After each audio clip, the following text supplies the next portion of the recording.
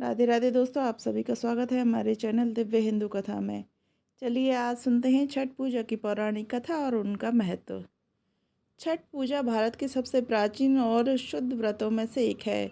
यह सूर्यदेव और छठी मैया की उपासना का पर्व है। यह पर्व मुख्यतः बिहार, झारखंड, पूर्वी उत्तर प्रदेश और नेपाल के तराई क्षेत्रों में अत्यंत श्रद्धा और आस्था से मनाया जाता है, लेकिन आज यह देश भर में लोकप्रिय हो चुका है। छठ पर्व की खासियत यह है कि इसमें कोई मूर्ति पूजा नहीं होती, बल्कि प्रकृति की पूजा होती है। सूर्य, जल और वायु की आराधना की जाती है। यह पर्व कार्तिक मास के शुक्ल पक्ष की षष्ठी तिथि को मनाया जाता है। 4 दिनों तक चलने वाले इस पर्व का क्रम इस प्रकार है। पहला दिन नहाए खाए, दूसरा दिन खरना और तीसरा दिन संध्या आर्ध्य, चौथा दिन प्रातः अर्घ्य और पारण। छठ पूजा की परंपरा वैदिक काल से मानी जाती है। वेदों में सूर्य उपासना का विशेष उल्लेख मिलता है। पौराणिक कथा। महाभारत के अनुसार कर्ण, जो कुंती और सूर्यदेव के पुत्र थे, वह प्रतिदिन सूर्योदय से पहले गंगा तट पर जाकर अर्घ देते थे। कर्ण ने अपने जीवन में कभी भी किसी का अपमान नहीं किया और सूर्यदेव की आराधना से ही उन्हें दिव्य कवच और कुंडल प्राप्त हुए।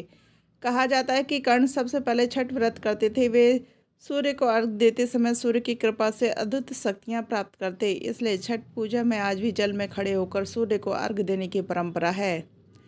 पुराणों के अनुसार राजा प्रियव्रत सूर्यवंशी राजा थे। उनकी पत्नी मालिनी अत्यंत धार्मिक थी, लेकिन उन्हें कोई संतान नहीं थी। उन्होंने ऋषि कश्यप की सलाह पर यज्ञ कराया, जिससे एक पुत्र उत्पन्न हुआ, परंतु वह मृत पैदा हुआ।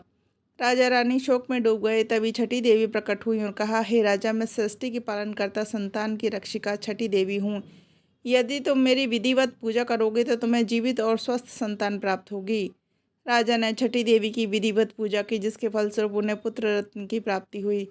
तभी से यह व्रत संतान प्राप्ति और परिवार की सुख शांति के लिए किया जाता है। रामायण काल में जब भगवान श्री राम माता सीता 14 वर्ष का वनवास पूरा करके अयोध्या लौटे, तो राम राज्य स्थापना के उपरांत माता सीता ने कार्तिक शुक्ल षष्ठी को सूर्यदेव की पूजा की थी। उन्होंने यमुना जी के तट पर व्रत रखा और सप्त ऋषियों की आज्ञा से सूर्यदेव को अर्घ्य दिया। इससे उन्हें अखंड सौभाग्य और आरोग्य का आशीर्वाद मिला। तभी से ये व्रत सौभाग्य, संतान और स्वास्थ्य के लिए किया जाता है। महाभारत के अनुसार जब पांडव अपना सारा राज्य हार गए, तब द्रौपदी ने छठी मैया का व्रत रखा था। उन्होंने भगवान सूर्य की उपासना कर पांडवों के लिए पुनः राज्य और सुख की प्रार्थना की। उनकी श्रद्धा और व्रत के प्रभाव से पांडवों को दोबारा राज्य प्राप्त हुआ। इसलिए कहा जाता है कि छठी मैया का व्रत सच्ची निष्ठा करने से असंभव काम को भी संभव बना देता है। कार्तिक मास में सूर्य की किरणें रोगनाशक होती हैं। छठ के दौरान सूर्यास्त और सूर्योदय के समय जल में खड़े होकर अर्घ्य देने से त्वचा, आंखों और मानसिक स्वास्थ्य पर सकारात्मक प्रभाव पड़ता है। व्रती का संयमित आहार शरीर को डिटॉक्स करता है। मन, वचन और कर्म की शुद्धता ध्यान और योग के समान लाभ देती है। 4 दिन की पूजा विधि। नहाए और खाए। पहले दिन व्रती गंगा या किसी पवित्र नदी में स्नान करते हैं और शुद्ध सात्विक भोजन ग्रहण करते हैं। इस दिन भोजन केवल एक बार किया जाता है। दूसरा दिन खरना। दूसरे दिन व्रती पूरा दिन उपवास रखते हैं और संध्या के समय सूर्यास्त के बाद गंगा जल से स्नान कर प्रसाद बनाते हैं। गुड़ चावल की खीर, रोटी, केला प्रसाद ग्रहण करने के बाद ही व्रत शुरू होता है। तीसरे दिन संध्या अर्घ्य।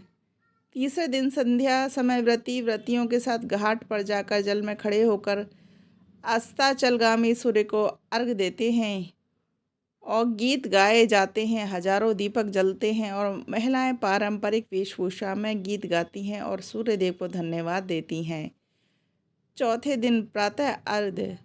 चौथे दिन सूर्योदय से पहले घाट पर पहुंचकर उदीयमान सूर्य को अर्घ्य दिया जाता है। इसके बाद व्रती प्रसाद ग्रहण कर पारण व्रत समाप्त करते हैं।